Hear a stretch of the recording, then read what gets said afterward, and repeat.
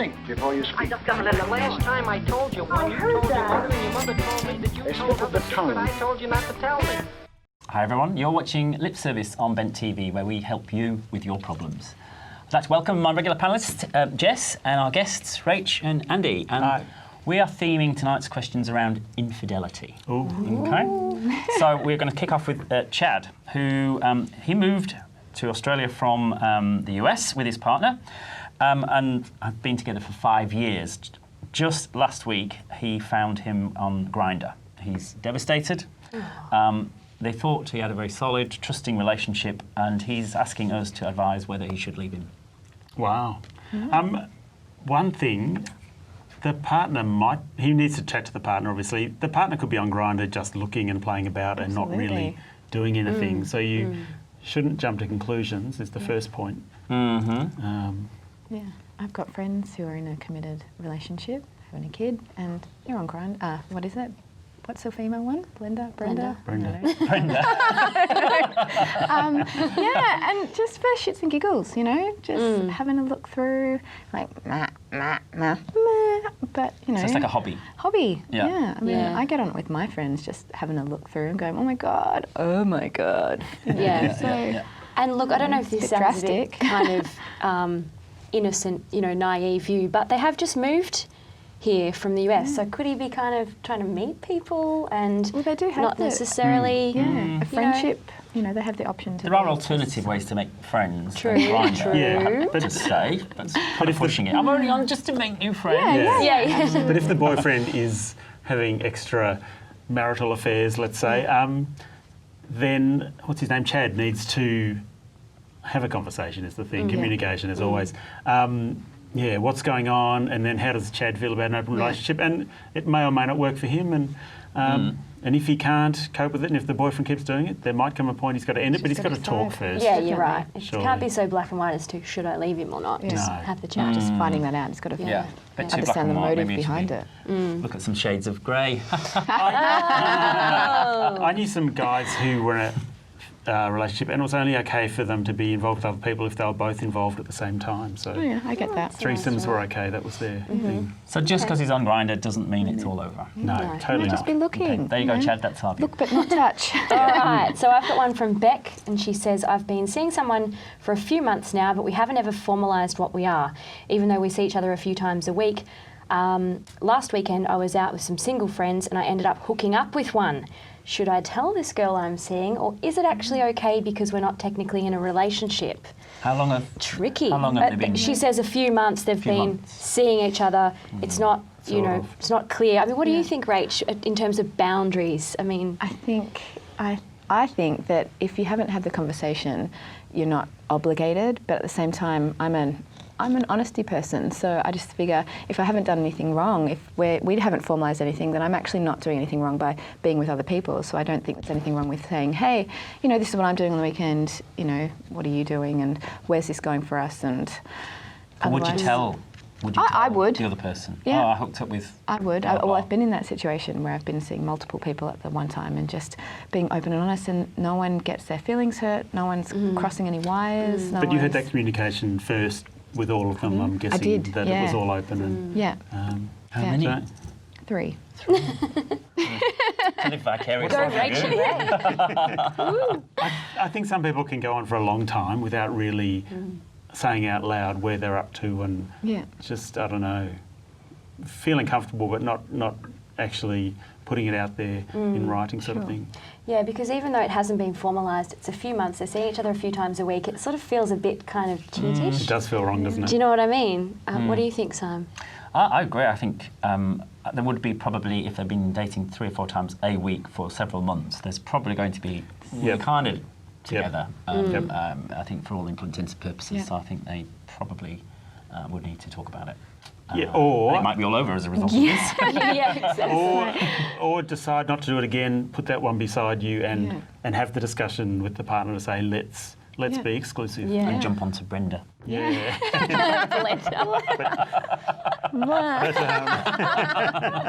All right, there you go, Beck. That's our advice for you. Now, this is from Sally, and this is Sally writing, I wanted to write into your show because I'm married to a man, but I fantasize about being with a woman. Is it cheating if I experiment with women? Ooh, Yes. Sally. Sorry, Sally, it's cheating. But hey, doesn't mean it can't happen. Just be open and honest with your partner. Alternatively, sometimes fantasies are just better left as fantasies. Do you think she means by experiment actually physically, Yeah, go and have a crack at the ladies. as opposed to go on Brenda? Yeah. Yes. Yeah. I think cheating is cheating, yeah. Cheating The is shit. Doesn't matter if it's different man gender or things woman. just an excuse. Cheating is cheating. So, yeah, she's decided, does she want to cheat or does she want to talk to her partner Yeah. and try it once, or does she want to have an open relationship? They're all options, but Because if she was wanting to see another guy, there'd be no question about whether Exactly. it's cheating, is it? yeah. It's cheating. Yeah, it's funny point. that she sort of thinks because it's a woman it's not cheating. I mean, it absolutely is. Definitely. But as you say, it doesn't mean it can't happen. Yeah. But I think also be honest about it, because that sounds like a lesbian's nightmare. You've got this straight married woman out on the prowl, and you know, I think people would want to know what her intentions are. Maybe she should meet a few lesbians and just get to know more about them and their lives, and it'll take it from the fantasy into a real possibility, and she'll really be able to be a bit more objective about it. Maybe. Yeah. Because sometimes you think about these things, but you don't actually think about what it involves. Yeah. And then when you're in the moment and like going, I actually can't do that. Yeah. Oh, I don't want you to do that. It's like, you know, sometimes it's better just I can in your head. empathise. Leave it in your head. Yeah. Totally. If you were faced with, Yeah. Too much information. Can't do Yeah. that. Can't go there. Have we got time for one more? Okay, yeah, sure. So this one's come in from Stu. He says, go really quick. Okay, I find myself in relationships, but I get bored quickly because I'm driven by the thrill of the chase. My current boyfriend is finding this hard to accept. Do other people feel the same, or am I alone Quick in this response, feeling? Andy. Plenty of people feel like that, and you just have to decide what your priorities are, or find someone the same. They're both happy for you to Actually, do it. that's a good point. Yeah. Yeah. I agree. Quick one. I mean, everyone likes the chase, but you've got to decide whether you want to settle down one day or not, and that's Yeah. just up to you. Final word, the grass is always greener on the other side. You've been watching Red TV, and this is Lip Service. We'll see you next time.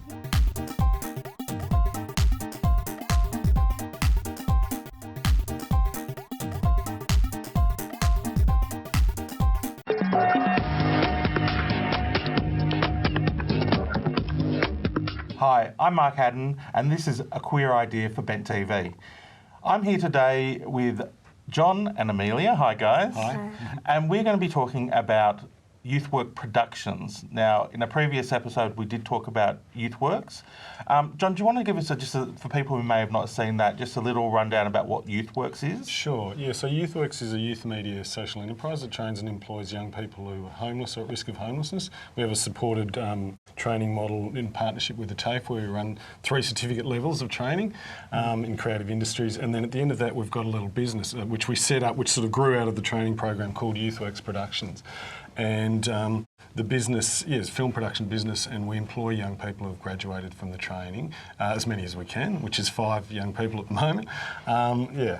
That's fantastic. So you're taking on the mantle of a professional production company. Absolutely, yeah. And Amelia, you're part of that production company. You're one of the lucky 5. Yes, I am. And so you went through the Youthworx program to start with, and then how did you wangle your way in?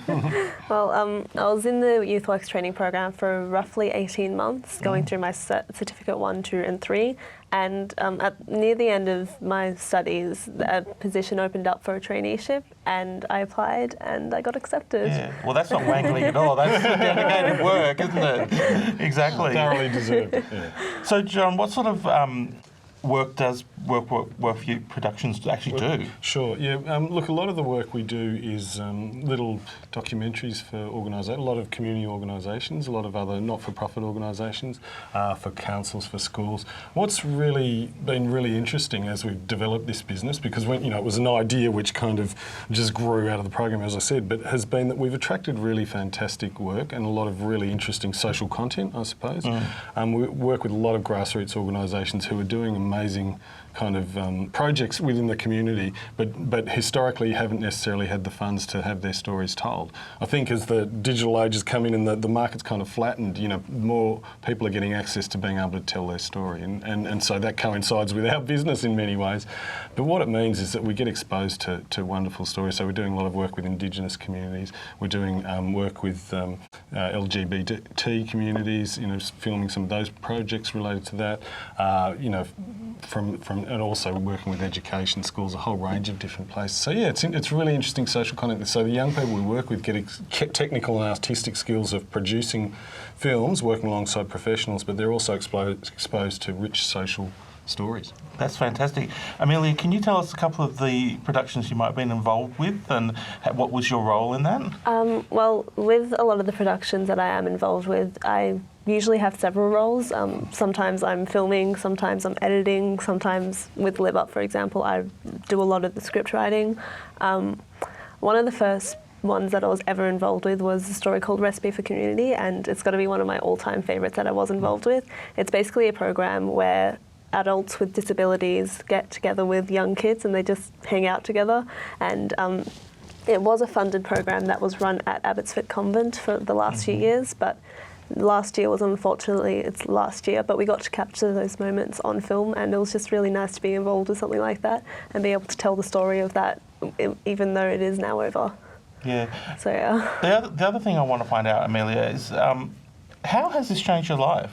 Because I mean, before you did the Youthworx program, what were your circumstances?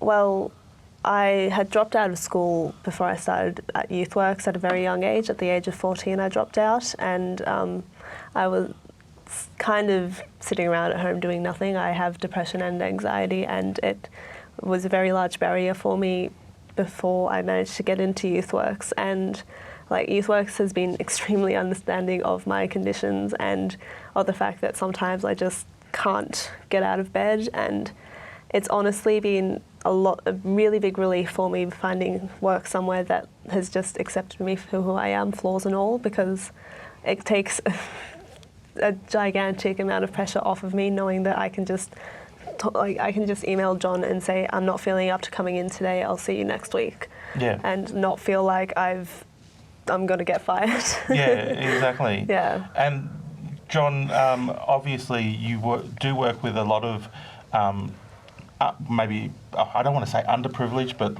youth that are homeless and... Yeah. Well, I guess the term has often been used is at risk.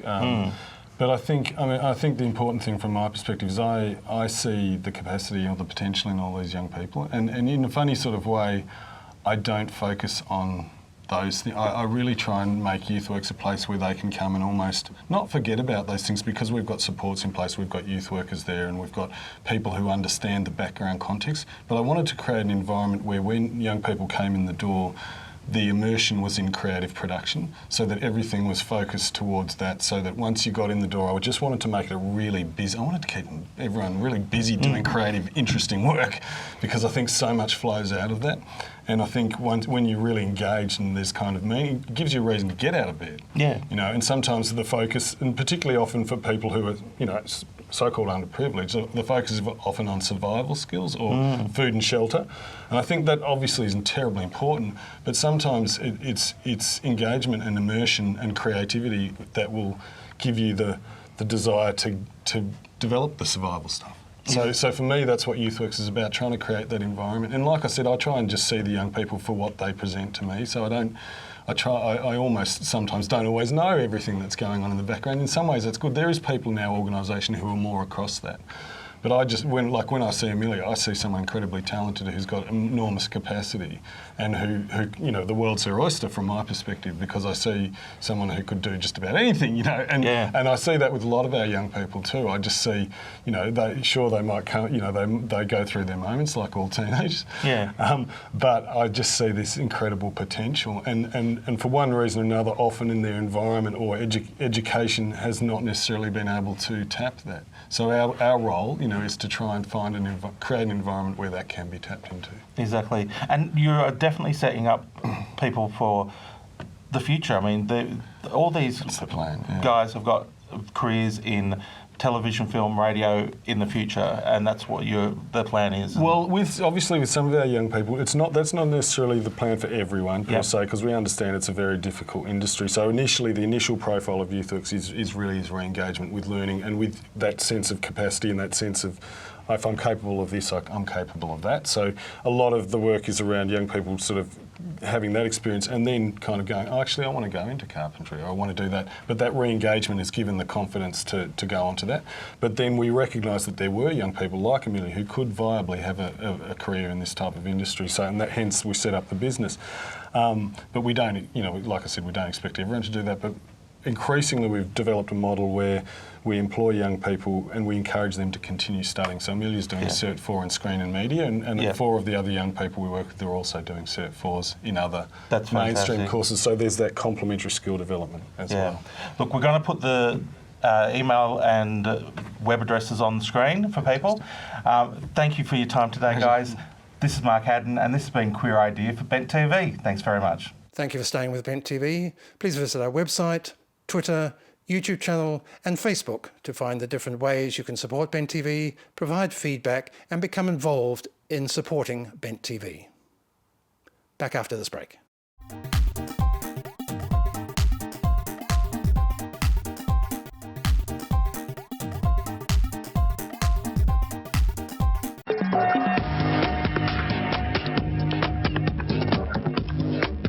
Welcome to Bent TV. I'm Andy McNamara. Tonight we are talking all things Drag King, and I am joined by the fabulous and talented Ziggy Disco Balls and Buster. Welcome, gentlemen. Hello. Thank you for having us. Now, Buster, my favourite part, can you please tell me the names of some drag kings around the Melbourne scene? Oh, all right. You're testing my memory. But there's Justin Cider. There's Rocco D'Amore, there's Jessie Dean, there's Sexy Galaxy, there's, you need to help me. There's Bang Her. There's Bang Her. Ivan Longshaft. Yeah. Lance DeBoyle. I'm trying to think of some of the really good names. Lenny Lixer. Yes. Yeah. We've actually had Jessie Dean on this show before. Yeah. Yeah. With Conolingus. Yeah. Yeah, they're friends of ours. Oh, good. Yeah, we perform together. So, what's happening in the drag king scene in Melbourne? Can you, is it on several nights a week? And if you go to a show, do you see one drag king all night, or do you see 5, or how are things? The drag king scene has been very up and down over the past few years. It started off really strong with an event that was held by King Victoria. That was actually about probably 10 years ago, yeah. Which was, and I started, no, actually it would have been more like 15 years ago. Yeah, and that's where I was introduced to drag as well. Yeah, that's how most Melbourne drag kings were kind of invited into it. But then when that kind of shut down, because it started sort of just fading away a little bit. I had a lot of drag kings come to me and say, when is it coming back? And then so me and myself and Justin Cider actually decided to bring it back. And since then we tried to hold some monthly things, and now it's sort of, you couldn't really just see it weekly. If you wanted to see a drag king event, you'd really need to know the whens and wheres, but you need to look for it. But it's coming back. Yeah. We have confidence that we're going to bring it back because, well, Ziggy? Yeah, I've recently had a bit of success. There was a big competition, So You Think You Can Drag, and I made it to the grand final up against kings and queens. Ooh. And it was really exciting because drag queens are very well known, and everyone sort of knows about drag queens, but drag kings, I guess, are less well known, and they were really successful. I won the grand final, and another group, Lenny Lixer and Leo Lixer, they won the Midsummer Award. So it was really good to see Kings being recognised. It feels like there's a bit of momentum at the moment for Kings. Good stuff. And Kong's Kings is beginning to bring back big Kings events. So instead of monthly, it'll be every now and then.